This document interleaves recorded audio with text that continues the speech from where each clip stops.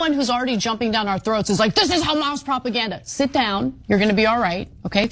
According to a recently released report from the UN, a preliminary aerial assessment of structural damage in Gaza, 45% of the homes in Gaza have been destroyed or damaged. Hamas militants operating in every one of those buildings that were destroyed by the IDF? Is that what happened? I'm curious.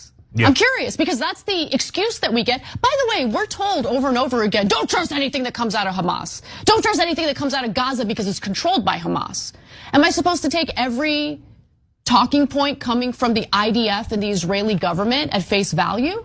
They just justify everything they do by saying, oh, there are Hamas militants operating in the tunnels underneath. First of all, can I see some evidence of that? Is there any proof? Or are we just supposed to take what Israel says at face value? Because I refuse to do that.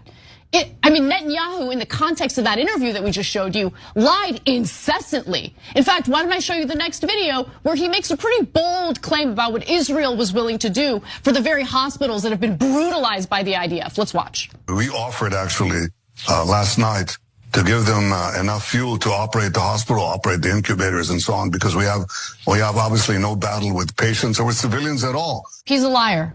He's an absolute liar. In fact, here's what the director of the hospital had to say. Not Hamas, the director of Al-Shifa Hospital. Israeli claims were lies.